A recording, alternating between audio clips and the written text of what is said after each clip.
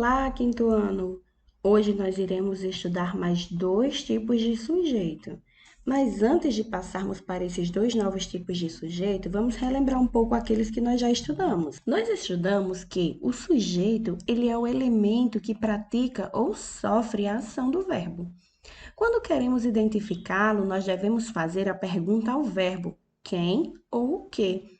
E de forma imediata, o verbo nos responde qual é o núcleo da pergunta. Nós temos o sujeito simples, que é aquele que possui apenas um núcleo na oração, ou seja, um único elemento que sofre ou executa a ação. Entendemos como núcleo a palavra central dentro da frase, após a identificação do verbo.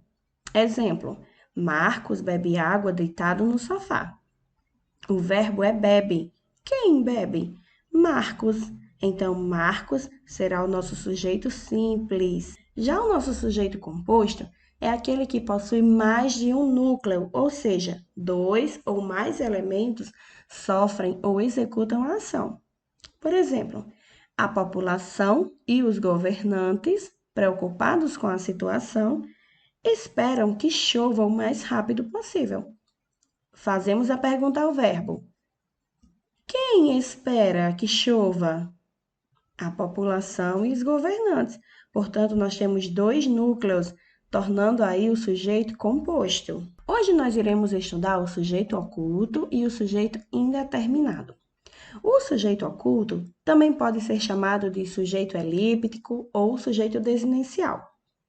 Ele é o sujeito que não aparece na oração, mas que nós podemos identificá-lo perguntando ao verbo. Nós temos as seguintes situações: quando o sujeito for substituído de forma imediata pelos pronomes eu, tu, ele, ela, nós e vós. E quando o verbo indicar ordem e estiver conjugado no imperativo: quero, vá, faça. E por último, quando o sujeito já estiver mencionado na oração anterior.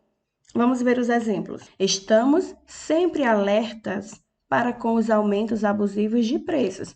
Se eu perguntar ao verbo quem estamos, ele vai nos dizer que somos nós estamos. Então, eu vou conseguir identificar quem é o sujeito. É o pronome pessoal nós. Quero, que é um verbo aí no imperativo, que meus pais cheguem de viagem o mais rápido possível. Quem quero?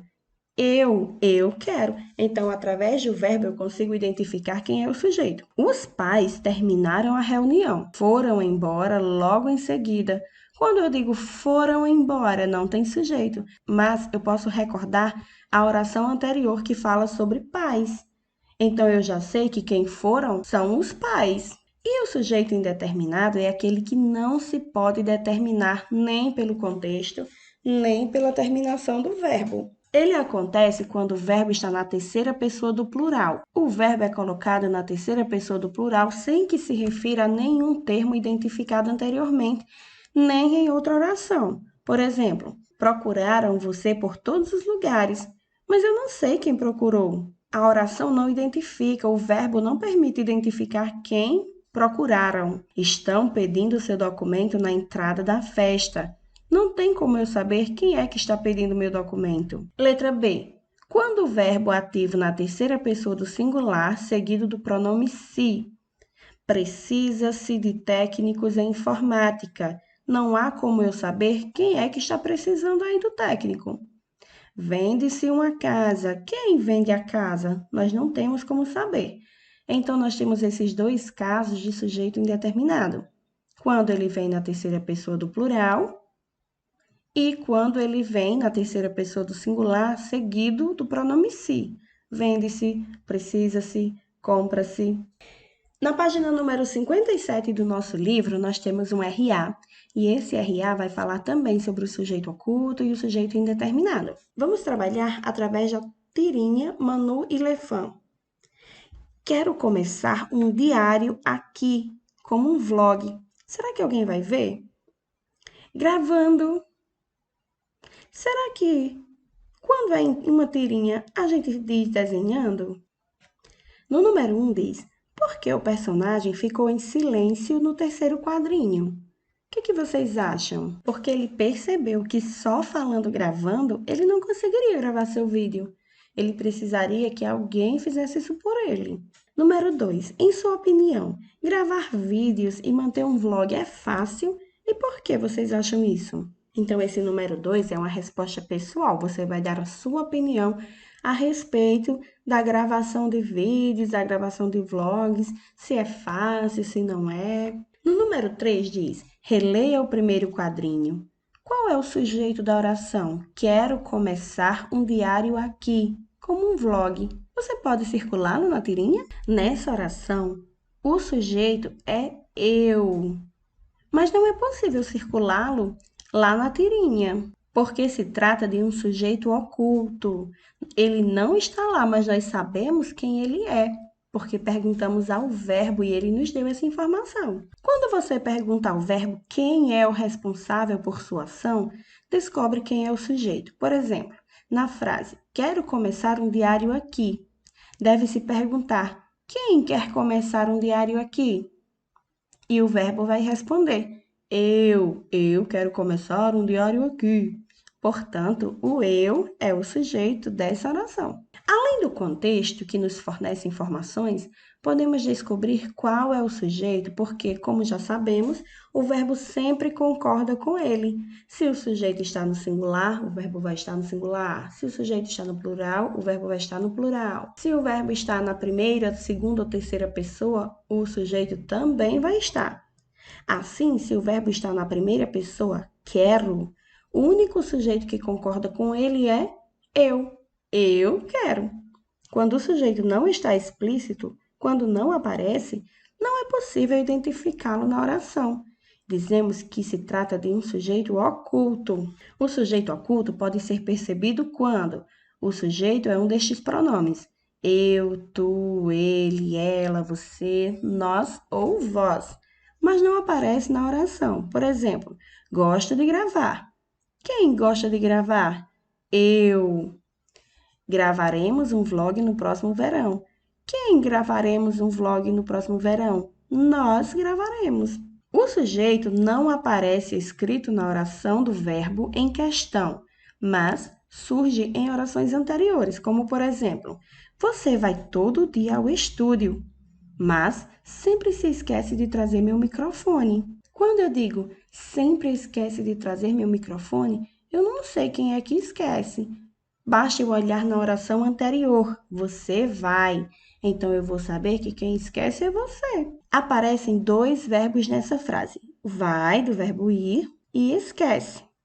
O sujeito do verbo ir é simples, você, pois aparece escrito na oração concordando com o verbo: você vai. O sujeito do verbo esquecer é oculto, pois não aparece escrito na oração em que o verbo se encontra, mas surge claramente na oração anterior. Você vai todo dia ao estúdio. Portanto, eu já vou saber quem esquece. Observe este outro exemplo. Contrataram-se editores de vídeo para canais sobre histórias em quadrinhos e desenhos animados. Nessa oração, o sujeito não está explícito. É possível identificá-lo analisando o verbo e o contexto da frase? Contrataram-se editores. Quem contrataram-se editores? Em algumas situações, não é possível identificar o sujeito da oração. Isso acontece quando o verbo está na terceira pessoa do singular mais o pronome se. Aluga-se câmera de alta definição. Quando o verbo está na terceira pessoa do plural, gravaram um vídeo sobre a quarta temporada de Miraculous. E quando o verbo está no infinitivo, que divertido gravar vídeos sobre HQ. Eu não consigo identificar quem é o sujeito da oração nessas três situações. Nem toda oração com verbo na terceira pessoa do plural tem sujeito indeterminado. É preciso que o verbo não esteja relacionado a nenhum termo identificado anteriormente, mesmo que em outra oração. Observe o exemplo a seguir. Marina e Luísa têm um canal de vídeos. Gravaram vários essa semana. Ainda que o sujeito não esteja explícito na segunda oração, Ele é facilmente identificável. Por quê? Quem gravaram vários vídeos? Marina e Luísa. Não se trata, portanto, de sujeito indeterminado. Nesse caso, seria um sujeito oculto. Sabendo essas informações, nós vamos realizar o nosso mão na massa. E no número 1 diz o seguinte: leia a notícia a seguir e observe as orações destacadas. Canal do YouTube faz sucesso e vira uma editora de quadrinhos. Seguidores viram clientes e comemoram a cada lançamento da editora Pipoca e Nanquim. A meta este ano é lançar 12 quadrinhos. Os 3 integrantes do Pipoca e Nanquim começaram a gravar vídeos sobre cultura pop em 2009. O sucesso não foi imediato. Levou tempo. Foi trabalhado e aprimorado. Quando chegaram ao YouTube, o público cresceu e começou a participar mais. O sucesso no YouTube se tornou profissão quando Bruno Zago, Daniel Lopes e Alexandre Calares se tornaram editores de quadrinhos. Os vídeos mostravam que eles entendiam e muito do assunto. Foram trabalhar na Mitos, uma editora que também presta serviço para a Panini, a responsável por publicar os quadrinhos da Marvel e DC no Brasil, e ainda os mangás, como Dragon Ball e One Punch Man, por exemplo. Em 2017, fundaram a editora Pipoca e Nanquim. Recentemente, a editora ganhou uma sede própria. Os 3 deixaram os antigos empregos para se dedicar exclusivamente a produzir vídeos, editar e publicar quadrinhos.